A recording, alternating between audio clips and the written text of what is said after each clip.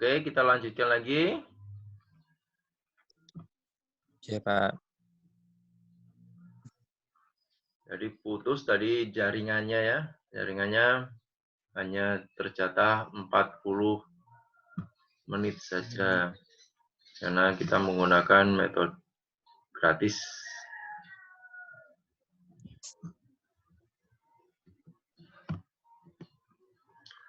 Macam-macam validitas. Validitas isi atau consent validity. Validitas isi di mana kuesioner dinilai dengan cara memeriksa tentang item-item pertanyaan di dalam kuesioner tersebut. Memang sudah sesuai dengan isi atau konsen dari masing-masing variabel yang akan diteliti. Khususnya variabel-variabel komposit seperti lingkungan rumah. Ini validitas isi. Ya, validitas isi ini di mana kita sudah mempunyai kuesioner. Kalau kita menggunakan DAS tadi kan ada kuesionernya tuh. DAS. Ya. Jadi untuk item stres sudah ada pertanyaannya sendiri. Untuk item anxiety sudah ada pertanyaan sendiri. Untuk item depression sudah ada pertanyaan sendiri. Nah, itu kalau kita menggunakan DAS. Itu ya. Itu merupakan validitas isi. Setelah itu validitas muka atau face validity. Validitas muka merujuk pada derajat kesesuaian dari penampilan luar alat ukur dan variabel yang diukur. Prinsipnya, untuk memastikan validitas muka, peneliti mengkaji sejauh mana item-item pertanyaan dalam kuesioner telah disusun dengan kalimat yang baik, jelas, tidak terlalu panjang. Dan setiap item pertanyaan hanya menanyakan sebuah pertanyaan. Berarti pertanyaannya bukan pertanyaan cerita, ya. Berarti penampilan di dalam kuesionernya itu harus benar-benar yang pertama menarik. Yang kedua, bahasanya singkat, padat, jelas. Gitu. Terus pertanyaannya tidak ribet. Nanti harus sesuai tiap komponennya. Sudah mewakili. Validitas logis atau logical validity. Validitas logis disebut juga sebagai validitas sampling atau sampling validity. Kelogisan karena ya. Validitas tipe ini merujuk pada sejauh mana isi alat ukur merupakan representasi dari aspek yang hendak diukur. Ya. Untuk memperoleh validitas logis yang tinggi, suatu alat ukur harus dirancang sedemikian rupa sehingga benar-benar berisi hanya item yang relevan dan perlu menjadi bagian alat ukur secara keseluruhan. Intinya adalah logis. Itemnya logis. Yang ditanyakan logis juga sesuai dengan apa isi dalam konsen tersebut. Sesuai dengan penelitian kamu.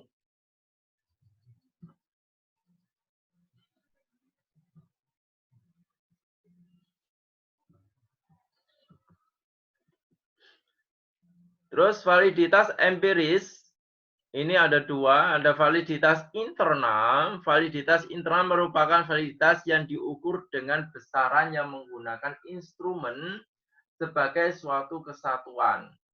Ya, keseluruhan butir.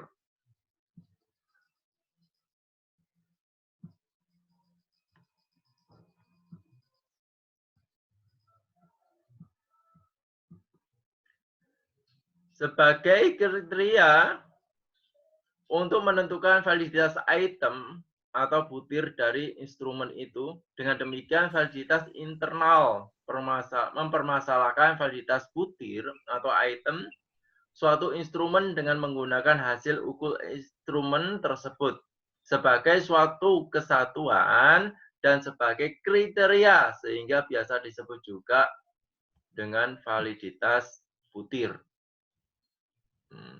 Setiap katanya ini ada keterikatan enggak?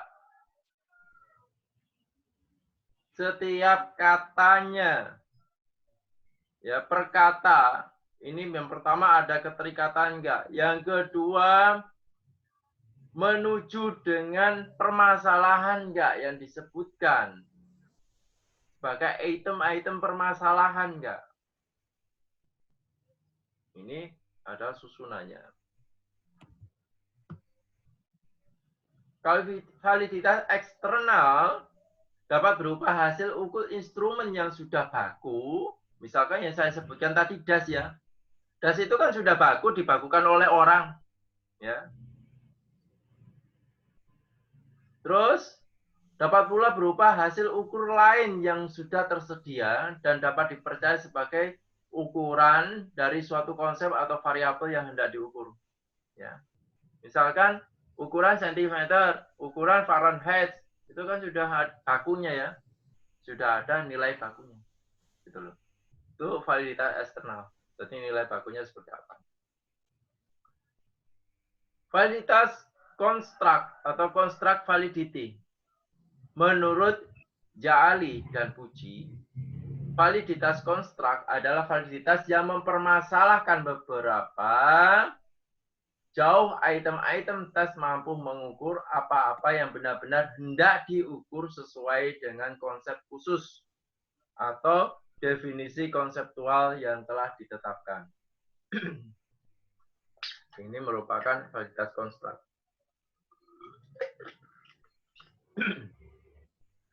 Jadi, misalkan kalau kamu konsepnya berkenaan dengan stres, ya sudah, topik permasalahannya ya ada di stres tersebut. Yang ditanyakan ya berkenaan dengan stres. Itu. Ya. Itu merupakan validitas konstruk validity. Validitas statistik. Ini kalau validitas statistik mau nggak mau kamu harus membuka komputer, mendownload aplikasi. Entah itu aplikasi SPS, entah itu aplikasi SEM, dan lain sebagainya. Ya. Karena validitas statistik ini dilakukan dengan aplikasi. Gitu. Reliabilitas. Kalau tadi validitas, ini reliabilitasnya. Ketergantungan dependability. Konsep ketergantungan berkaitan erat dengan keterandalan. Hasil dari pengujian awal diharapkan akan konsisten dengan pengujian-pengujian berikutnya. Ini ada reliable. Jadi intinya, jika instrumen itu merupakan sudah tervaliditas, tapi dia belum tentu reliable. Tapi kalau instrumen itu sudah reliable, pasti sudah validitas. Gitu ya. Makanya reliable ini dilakukan setelah uji validitas. Nanti menguji kembali gitu loh. Untuk apa? Untuk melihat konsistensi instrumen. Instrumennya nanti berubah-ubah enggak? Atau tetap konsisten dengan responden yang sama dilakukan lagi gitu loh. Maka dengan responden yang sama dilakukan validitas lagi. Kuesionernya juga ya, kuesionernya setelah dilakukan validity dicek kembali apakah benar-benar reliable enggak. Hasilnya selalu berubah-ubah numerik dan tidak boleh berubah-ubah karena merupakan kata karakteristik dari proses ukuran. Ya, jadi harus berubah numerik. Yang kemarin yang sudah saya ajarkan, ya numerik itu seperti apa. Reliabilitas selalu menunjukkan keandalan instrumen penelitian dalam berbagai bentuk, yakni hasil pengujian yang sama jika dilakukan oleh orang yang berbeda, penilai. Ya, setelah dilakukan dengan orang yang sama, setelah itu dilakukan lagi dengan orang yang berbeda. Oh, tetap konsisten hasilnya, bagus. Nah, itu baru bisa kamu gunakan untuk meneliti. Karena hal yang paling penting di dalam sebuah penelitian adalah instrumen. Salah satu hal yang paling penting. Ya, kalau instrumennya sudah amburadul ya penelitian eksperimennya kacau. Karena penelitian eksperimen ini tergantung dengan instrumen yang digunakan.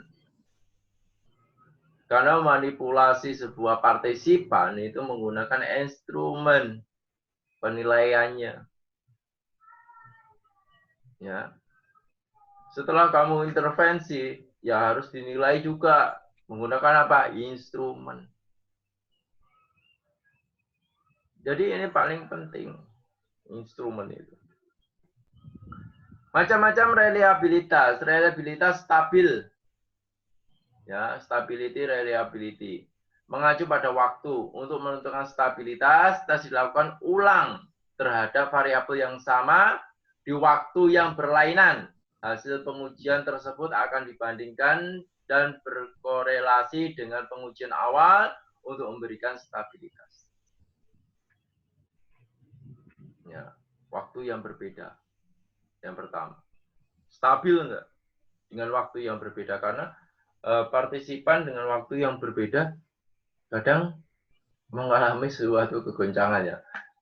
Misalkan kalau dia bekerja, waktu dia mendapatkan gaji, terus waktu pertengahan bulan, waktu akhir bulan, kan berbeda juga ya tingkat stresnya. Itu kalau berkenaan dengan waktu per bulan. Kalau waktu per hari, misalkan di pagi hari bangun tidur lebih cerah daripada di malam hari karena sudah capek dengan pekerjaan dan lain sebagainya. Itu waktu. Reliabilitas terwakili, representative reliability. Ya, mengacu pada keterandalan masing-masing grup. Menguji apakah penyampaian indikator sama jawabannya saat diterapkan ke kelompok yang berbeda-beda. Ya. Jadi ini untuk perwakilan representative reliability. Kalau digunakan untuk kelompok yang seperti ini, hasilnya seperti apa? Kalau yang seperti ini, hasilnya seperti apa? Itu tetap stabil. Reliabilitas seimbang atau equivalent reliability. Menerapkan banyak indikator yang dapat dioperasionalisasikan ke semua konsepsi pengukuran. Kesetaraan keandalan akan menggunakan dua instrumen untuk mengukur konsep yang sama pada tingkat kesulitan yang sama. Gitu ya. Semua konsepsi pengukurannya. Andal enggak? Di tingkat yang mudah, di tingkat yang lebih sulit lagi, dan lain sebagainya. Reliabilitas atau tidaknya pengujian akan ditentukan dari hubungan dua skor instrumen atau lebih dikenal dengan hubungan antara variabel bebas independen dengan variabel terikat dependen. Ya. Instrumennya ini perlu dilakukan reliabilitas. Tergantung nanti kamu menggunakan reliabilitas mana yang sesuai dengan penelitian kalian. Untuk ancamannya, validitas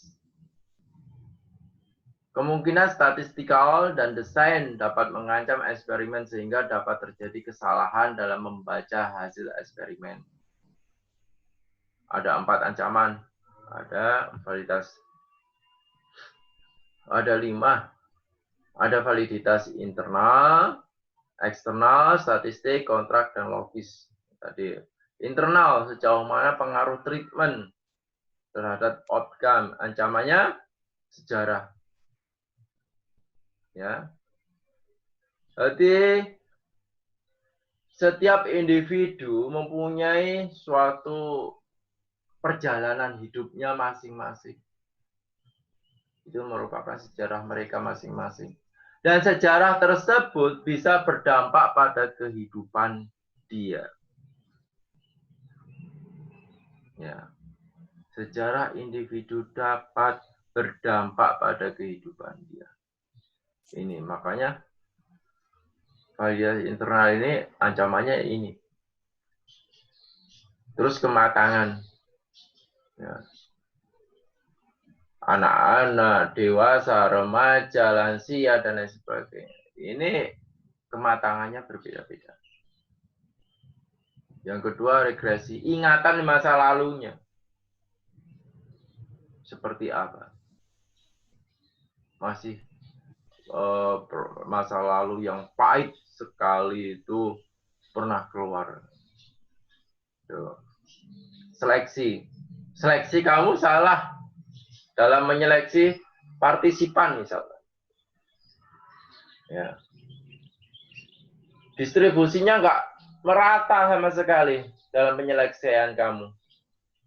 Kamu sudah seleksi, partisipannya siapa saja, tetapi distribusinya nggak merata. Ini juga ancaman.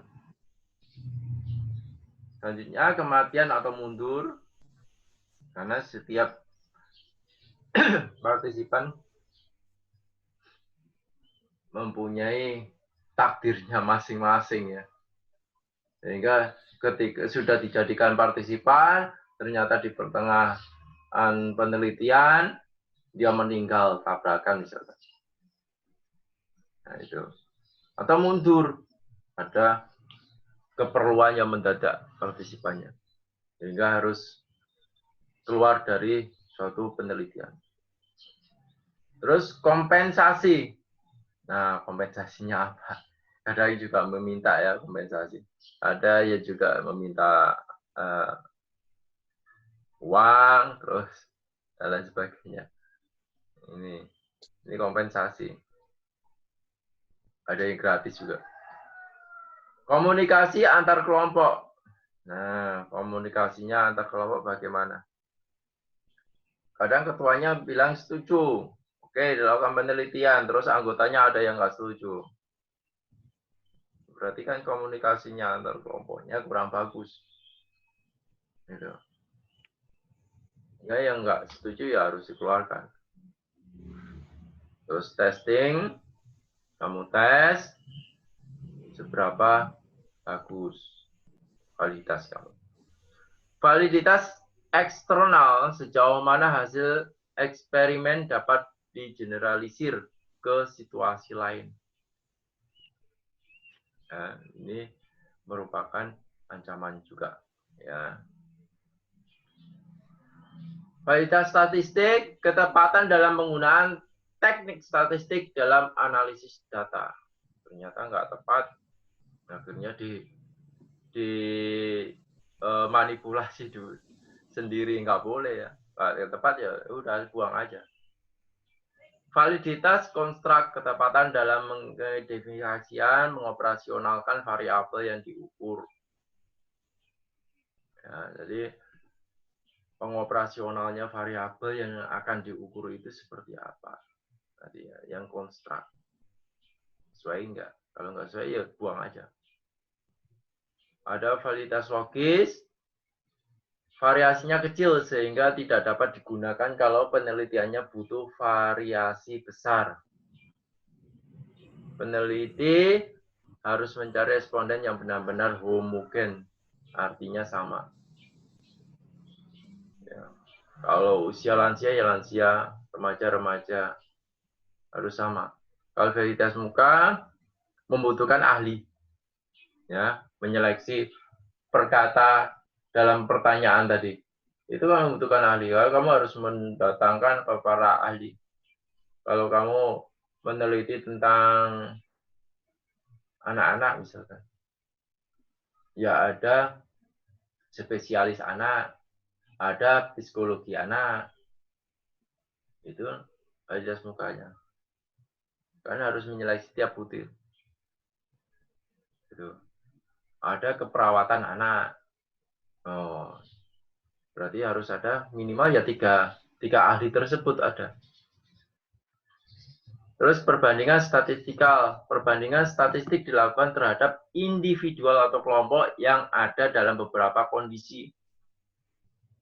Perbandingan statistik bertujuan melihat perbedaan mean dan varian yang ada dalam individu atau kelompok.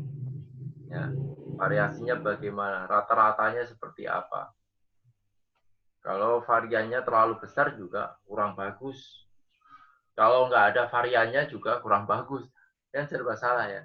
Varian ya harus ada emang. Tapi jumlahnya kecil. Tidak besar. Semakin tinggi perbedaan mean dan varian, maka akan terlihat pengaruh treatment terhadap outcome. Ini ancaman nanti. Kalau perbedaannya besar. Jenis penelitian eksperimen, ada eksperimen, ada non-eksperimen. Kalau eksperimen ada true, ada quasi. Eksperimen bisa di lapangan, bisa dilakukan di laboratorium. Untuk true eksperimen, untuk meneliti hubungan sebab akibat di antara variabel dengan beberapa kelompok dan beberapa macam kondisi perlakuan. Ini true eksperimen. Ciri utamanya penugasan random dan kontrol. Ada penugasan randomnya. Jadi kamu random. Terus di intervensinya. Untuk partisipan intervensi, untuk partisipan kontrolnya juga di random. Keunggulan. Validitas internal tinggi. Ya, yakin bahwa variabel dependent dipengaruhi oleh variabel independent. Kelemahan, validitas eksternal rendah. Generalisasi harus meneliti kepada subjek yang lebih luas. Ini untuk true eksperimen. True eksperimen ini kualitasnya bagus ya. Ini kalau kamu ingin meneliti dengan kualitas yang bagus menggunakan true eksperimen desainnya, bukan yang pre ya. Kalau kontrol, ya untuk mencegah variabel yang tidak diinginkan. The variabel ekstraneus. Ada kontrol, setting fisik, ruang eksperimen, waktu, hari, balance, eliminasi, dan lain sebagainya. Ini kontrol. Untuk setting fisiknya, setting sosial, ekspektasi subjek, personality, perilaku peneliti. Walaupun digunakan sebagai kontrol, tetapi distribusinya juga harus merata sama dengan variabel yang akan diintervensi. Ya, di awal. Tapi cuman kontrol tidak dilakukan suatu intervensi. Kuasi eksperimen tidak ada penugasan random. Ini bedanya dengan true eksperimen. Kalau true eksperimen ada random. Kalau kuasi eksperimen tidak butuh random. Ya.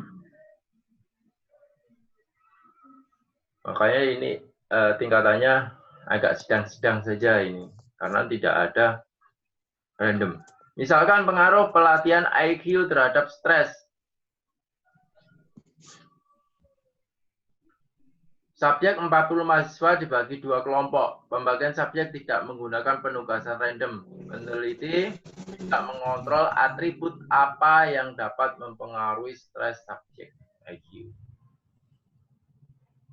Ya. Jadi yang mempengaruhi IQ dia tidak diteliti. Apa aja yang mempengaruhi IQ tidak diteliti. Pokoknya ya pelatihan IQ terhadap stres itu aja. Terus randomnya, ya randomnya nggak ada.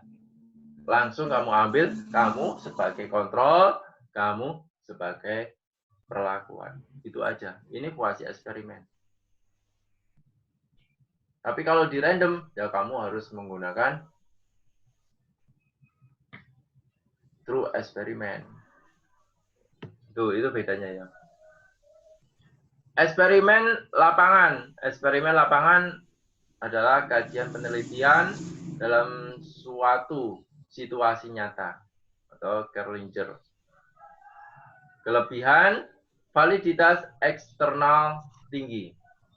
Cocok untuk mengkaji proses sosial psikologis yang kompleks. Kelemahan, sulit melakukan kontrol dan manipulasi, validitas internal rendah, waktu relatif lama. Ini untuk yang lapangan.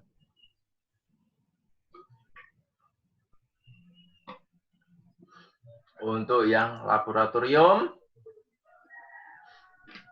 kajian penelitian di mana semua variabel bebas yang berpengaruh namun tidak relevan dengan masalah yang sedang diselidiki, ya, atau diminimalkan.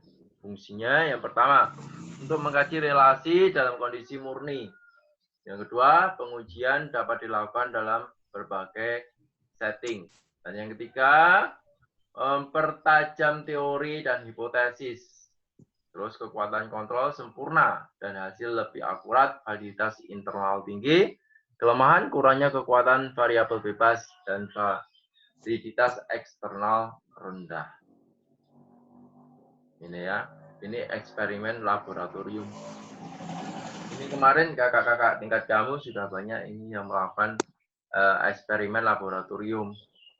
Ada yang menggunakan laboratoriumnya UNMO, ada yang Brawijaya, dan lain sebagainya.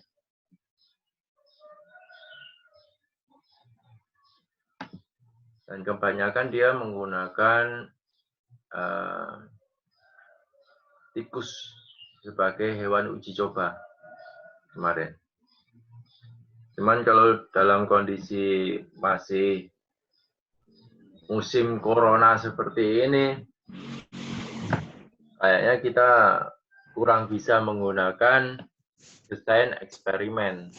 Tapi kalau nanti musim coronanya sudah hilang, kita bisa kembali lagi seperti semula. Desain eksperimen, ini ada between group design, pre-post test, ya. Post test only, ini bisa menggunakan true, nanti eksperimen, true eksperimen atau quasi eksperimen. Kalau factorial design, kamu bisa menggunakan pre-eksperimen. Between group design, individual design, ada time series eksperimen, repeat measure eksperimen, single subject eksperimen. Semuanya ini nanti akan kita bahas. Nah ini pembahasannya, ya. Desain eksperimen ketika Anda menggunakan pre-post test atau true eksperimen.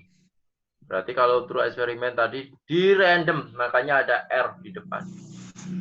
Ya. Karena apa di random? Ya. Di random untuk kelompok eksperimen, di random juga untuk kelompok kontrol. Setelah itu lakukan pretest. Misalkan dalam pretestnya bentuknya kuesioner, ya udah lakukan kuesioner. Berikan kuesioner. Setelah itu yang X itu merupakan perlakuan intervensi karena yang kelompok eksperimen itu yang diintervensi. Ya, dan diberikan perlakuan. Setelah itu dinilai post test. Yang kontrol nggak usah diberi perlakuan, karena untuk kontrol. Terus desain eksperimen, post test desain. Ini kalau kita menggunakan true eksperimen tetap menggunakan random.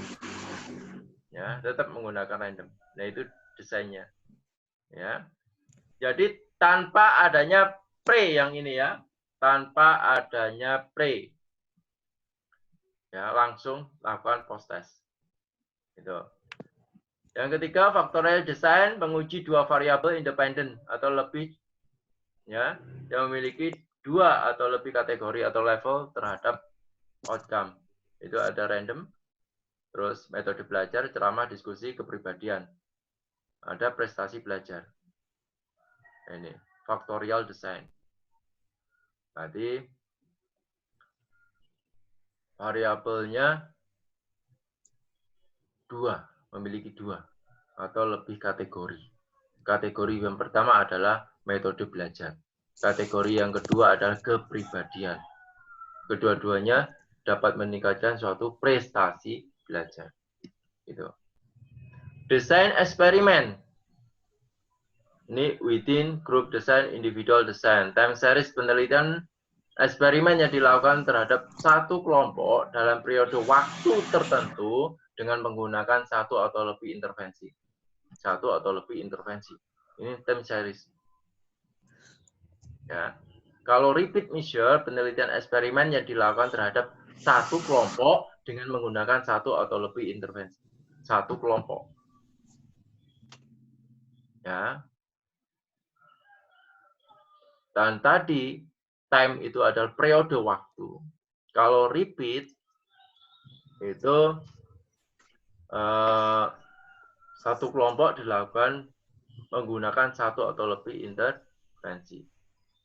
Repeat itu mengulang gitu loh. Hasil yang diulang, ukurannya diulang. Single subject, eksperimen yang dilakukan terhadap satu orang karena single.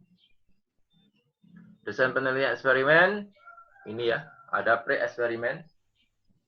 Kalau pre itu biasanya menggunakan one shot case study, one group pre-post test design, intake group comparison.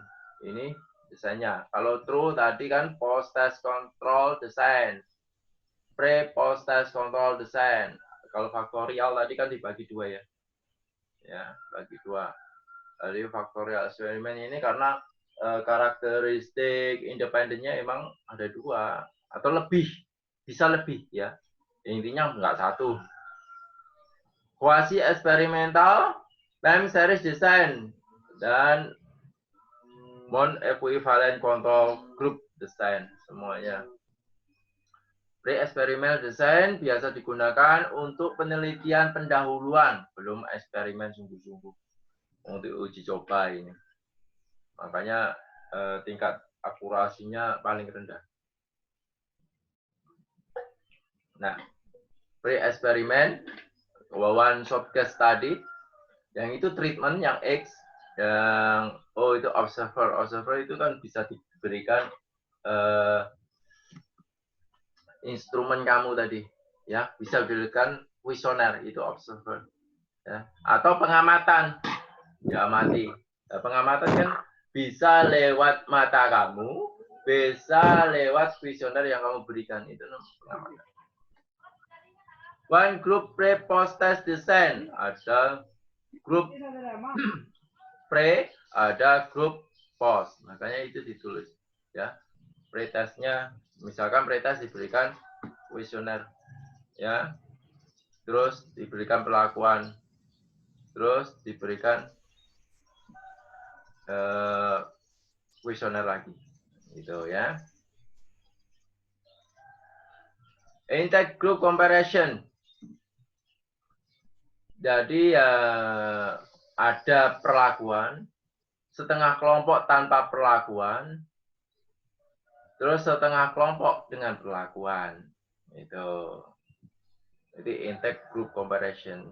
Tadi satu kelompok dibagi menjadi dua.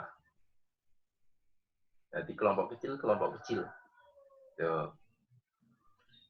Desain through eksperimen. Ini harus menggunakan R. Karena random.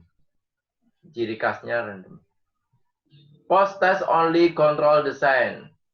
Itu random, intervensi, observer. Ya. Atau penilaian. Pre-test, post-test. Ada random, perlakuan, observer. Itu. Jadi sebelum dan sesudahnya. Ini gambarnya kurang. Ada pre-test, ada post-test. Seharusnya ini ada pre-test. Di sini setelah R, ya setelah R ini ada O, terus X, O, gitu. Ya, ini dirubah, ditulis ya. Coba kamu tulis. Nanti kalau ketemu ini dirubah ya. Nah, pretest. Pretest itu berarti sebelum ya. Berarti random, terus pretest, X, posttest. Sudah paham? Halo? Halo? Halo? Pak. Paham ya? Yang saya maksud? Pretest, posttest, control design. Paham? Ya, Pak. Ya. Dirubah. R, O, X, O. Yang pretest, posttest, design. Oke. Dua kelompok dipilih secara random. Ada dua kelompok tapi dipilih secara random. Diuji beda. Atribut perlakuan. Ada B1, B2 perlakuannya. A1, A2. Itu uji faktorial. 2 kali 2. Time series design. Ini pretest diulang 4 kali, posttestnya juga diulang 4 kali. Dalam kalau time series design. Terus pengaruh perlakuannya itu juga dinilai semuanya, terus grafiknya juga dinilai ada peningkatan nggak setiap pengulangan tadi. Non-equivalent control design seperti ini, mirip true eksperimen, tapi kelompok tidak dipilih secara random. Ini berarti kita menggunakan quasi eksperimen. Selesai. Bedanya quasi eksperimen sama true eksperimen tadi itu ya. Kalau quasi eksperimen, partisipan tidak di random. Tapi kalau true eksperimen, partisipan di random. Bagusan mana ya? Bagusan di random. Tuh, ya. Silakan nanti kalau ada pertanyaan, kamu bisa langsung chat. Karena waktu Zoom sudah mendekati habis lagi daripada nanti mati lagi. Oke? Akhirul kalam. Wassalamualaikum warahmatullahi wabarakatuh. Waalaikumsalam warahmatullahi Waalaikumsalam wabarakatuh. warahmatullahi wabarakatuh.